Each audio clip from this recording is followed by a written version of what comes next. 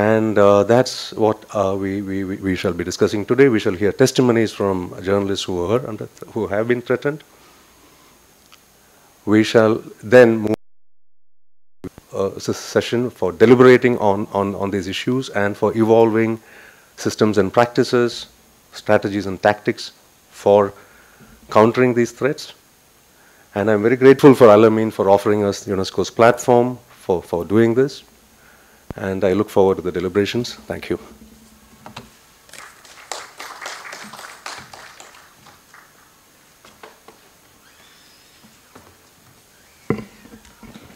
Thank you very much, Sarjan. We now invite Mr. Pankaj Pachauri, the Editor-in-Chief of Go News, to deliver the keynote address this morning.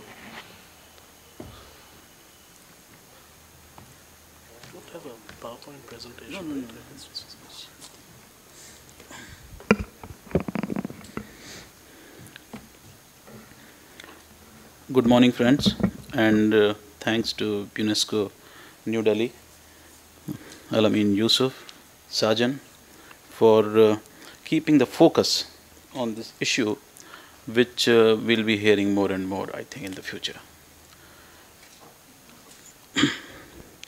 If media or free press, as we keep saying it, is a pillar of democracy, I think dissent is the foundation stone of that free media. And that dissent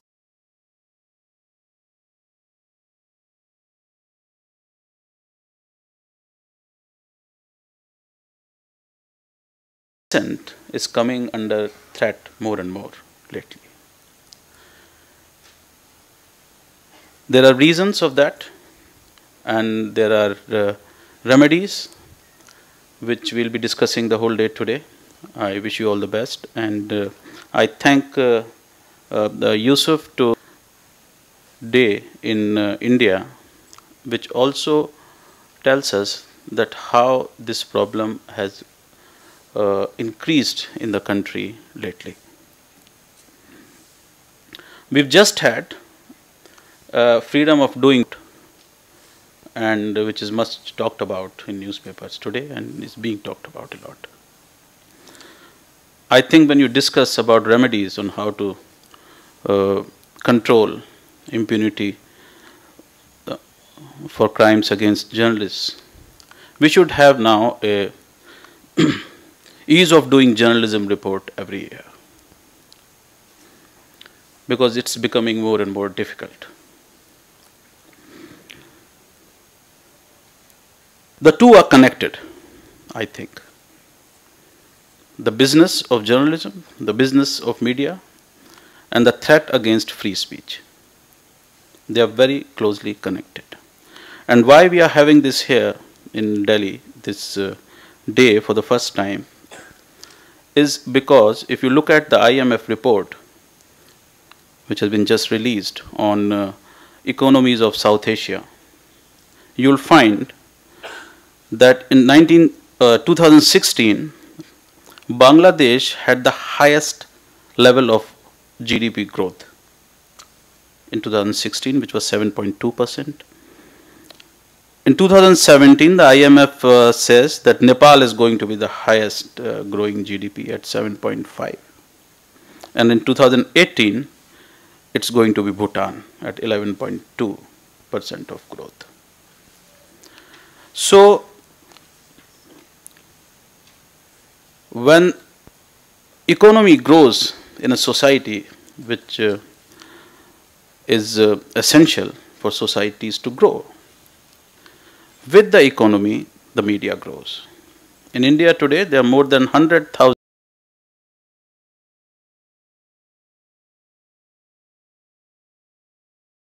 registered newspapers or publications. There are more than 800 television channels, out of which about 450 are news channels. And they are all riding on the growth of this economy. How are two connected?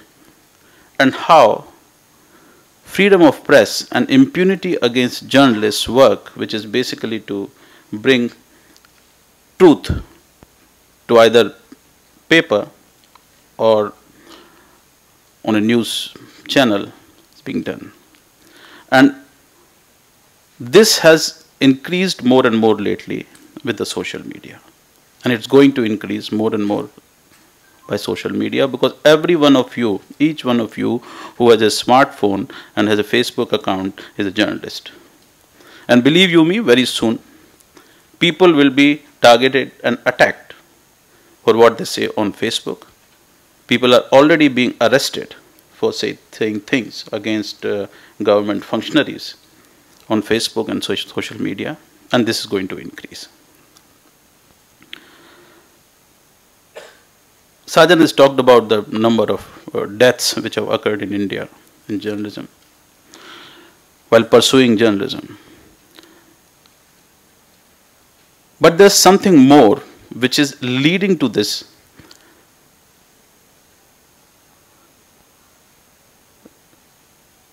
trend of how to control dissent. I'll just point out, I've got 15 minutes, 20 minutes on Ibn? 20 minutes, you said, okay. So I'll just list out why it is happening in India and what has been my and my colleagues' experiences.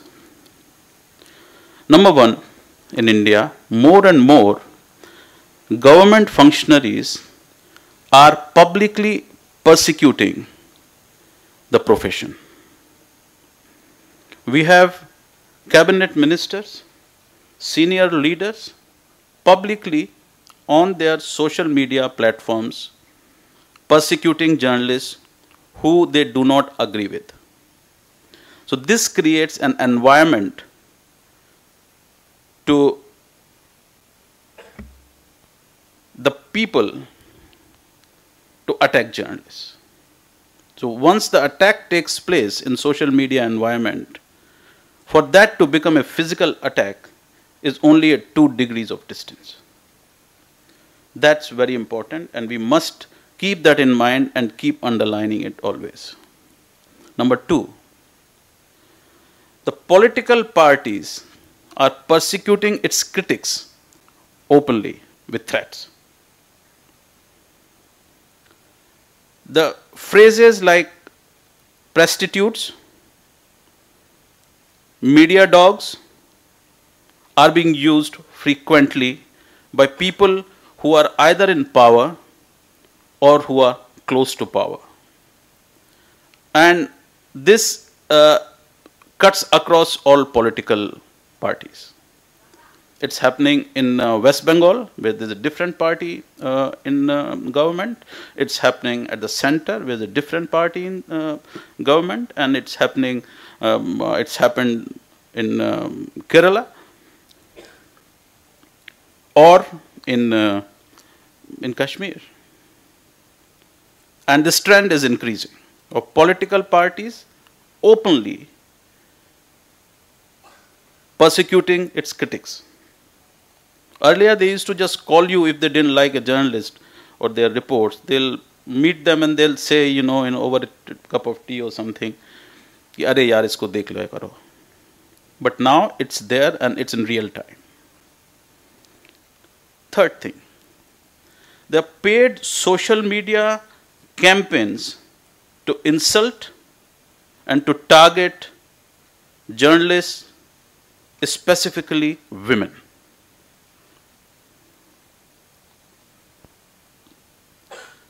Gauri Lankesh was one of such examples, that even in her death, these paid political campaigns did not stop from insulting her and targeting her. And this is increasing at a rate which is really baffling and very scary. Most of my colleagues in television, they have become immune to such attacks, especially those who are on television and their faces are known. And I keep telling them again and again, you should not become immune to this. This is a real threat which is happening. And from someone to tweet against you or to put a Facebook post against you and picking up a stone or even a gun against you, there's not much difference.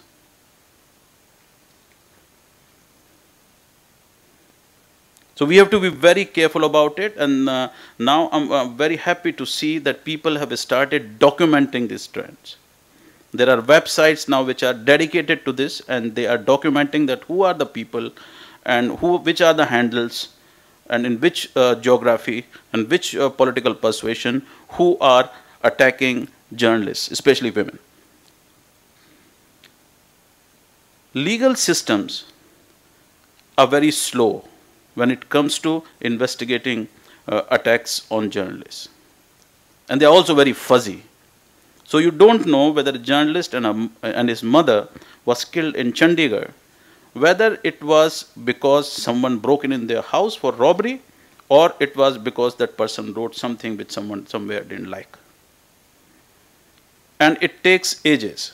So another suggestion could be to have special courts, or a regulatory system, a mechanism.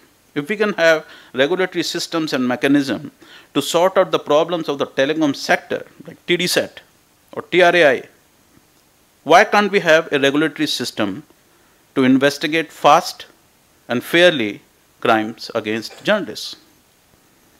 I think we should think about it and we should talk about it. Another big problem is that because this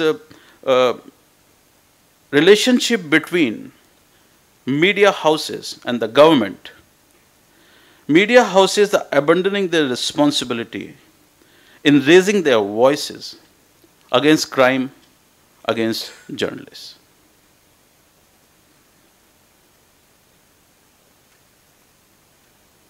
The example here is that there's hardly any big media house of the country who is either sent a reporter here or broadcasting it live. This is an important issue for all media people. I'm glad to report that media functionaries and practitioners have started to come together, and we've had a number of sit-ins and protests all across India at press clubs. But that's not enough. That's at the level of journalists who are feeling threatened themselves, and they are coming together in a huddle.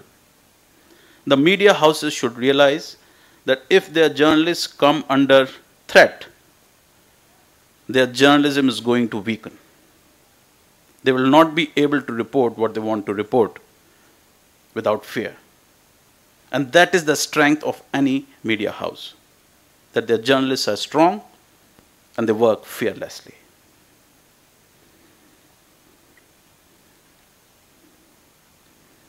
This also relates to interests of the media houses, which have become very diverse. Yesterday, one of the leading newspapers of Rajasthan, Rajasthan Patrika, has openly declared that they are not going to report anything to do with the Chief Minister, Vasundhara Raje Scindia, until she takes back the law which her government was bringing in to suppress reporting against judges and government functionaries. I think this is the first in India that a leading media house has taken a stand like this. Because if you are based in Rajasthan, if your name is Rajasthan Patrika, your bread and butter is reporting about the Chief Minister's office, her decisions, her politics, and this is a major step, and they should be congratulated.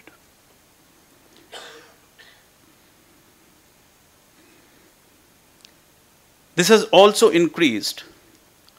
I keep bringing economy in this issue.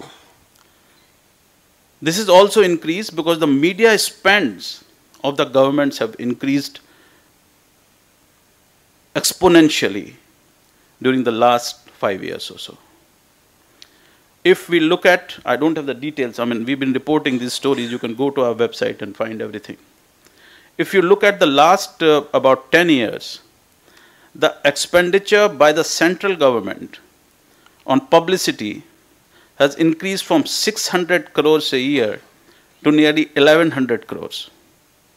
It's almost double. And just to give you an idea of how much all the media is all about, the revenue of all the television news channels put together, all the television news channels you watch, is about 1500 crores.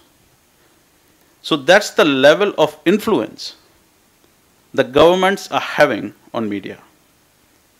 And this 1100 crore is only the central government, by the way. I'm not been able to collect the data of different state governments and how much they are spending. You can have an anecdotal idea when you look at the newspapers in Delhi, where you have this front page ads of government of Chhattisgarh or government of Kerala or Telangana. So you can imagine how economy of the media is linked now to state coffers, because their spendings have increased.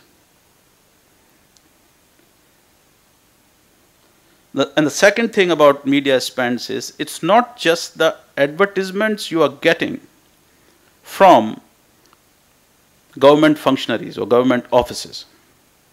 Most of the media houses in India have started a new, what they call is a very innovative revenue stream, which is holding events, giving awards. I know of media houses which are holding these events once a week, 52, and it comes out in their annual reports. Very proudly they say, we held 60 awards last year. Now these awards are dependent on the presence of strong government functionaries in the state or at the center. And that takes away actually the power of the journalist of writing against those governments and their decisions and their policies. The Prime Minister has not attended the business award of a major media house for the last 3 years. And believe you me, it's a crisis in the newsroom. I have friends who tell me these things. And so these are the new levers of power which the governments are holding over media.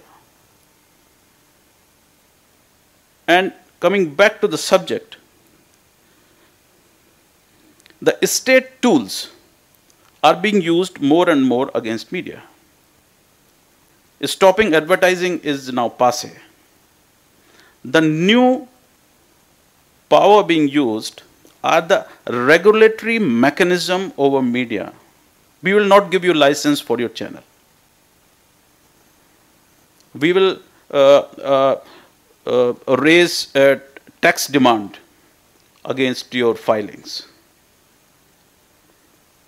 One of the largest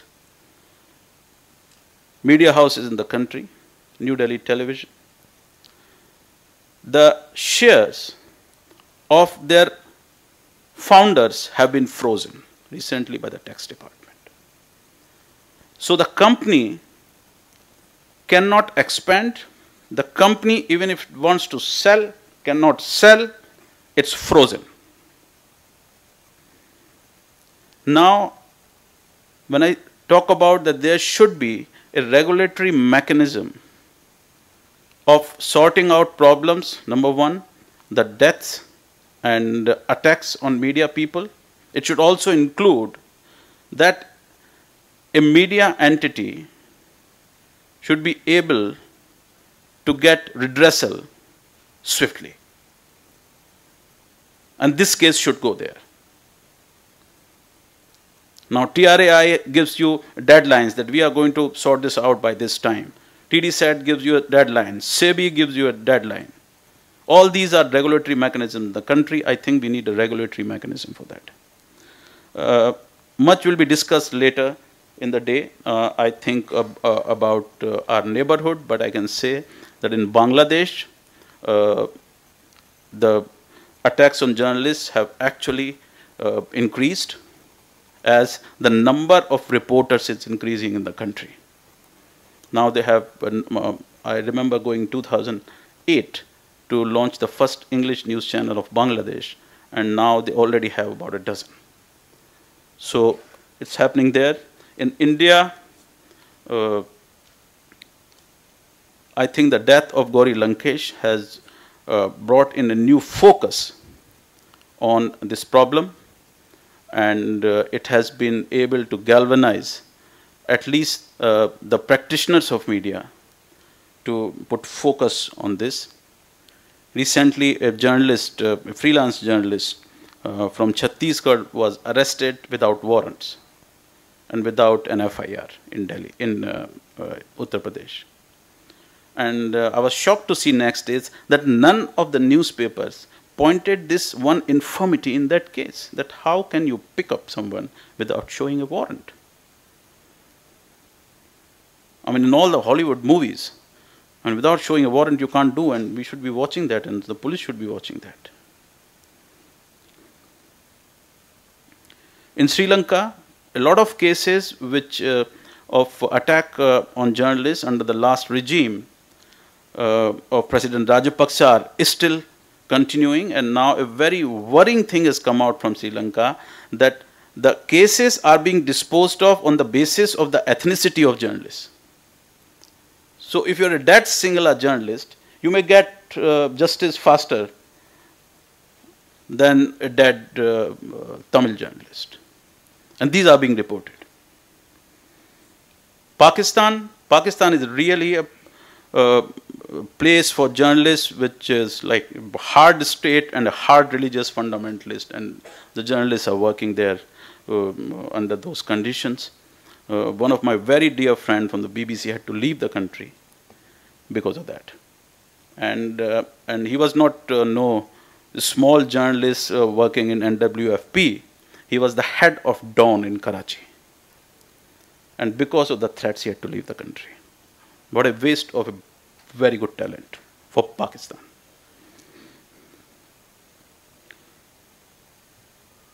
Threats will be there. There are lots of practitioners here. I can see young people will be there. And I'll end it on a very personal note. There will always be threats against journalists. If you're doing something which you are convinced about, you can get proof and details about, and you will be threatened. In 1984, and this is the exact time when the riots were going on in Delhi, and I was covering those riots for a newspaper called The Patriot, and a very senior colleague in Hindustan Times told me that you're writing too much against one particular politician who was a strong man in Delhi of Congress party, and you better be careful because you move around on a motorbike. And I'm happy to report that person went to jail. He's no more, and I'm still standing here talking to you. So don't come under threats. And globally, as we see that this is part of the goals of the United Nations to for a free and open society, globally this is becoming a trend, and this is going to get stronger. And if you want to watch on why Hitler would be very welcome if he comes back, please go to Netflix or the net and watch a movie called Look Who's Back. This is a movie about Hitler coming back to Berlin near his bunker where he was found dead. And he's moving around in Germany. And he finds that the time is very conducive to come back. So that's my thoughts I leave with you. And I wish all the best for the deliberations, Sajan. And also just one thing, when you are discussing the remedies and redressal, I think the time has come in India that we should have a white paper at the level of the central government and at the level of state governments on crimes against journalists. And that would give us a fairly good idea. Right now it's more anecdotal of what's happened in Chhattisgarh and Jharkhand and in far-flung states of the Northeast. We don't have an idea of how journalists are actually doing their duty, and this is for all the best to them and all the best to you. Thank you very much.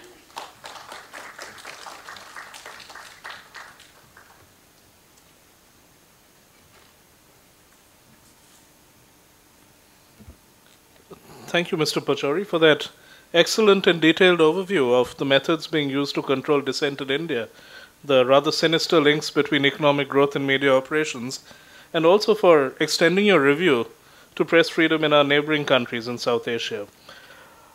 Mr. Pachauri's keynote speech brings us to the end of the first part of our inaugural session. The second part is the screening of a film. We have a short film called Azad, written and directed by Mr. Rahul Chitela, that we'd like to screen for you.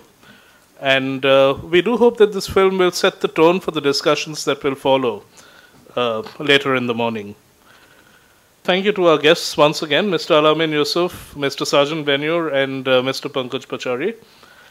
We will now move into the screening of the film, Azad.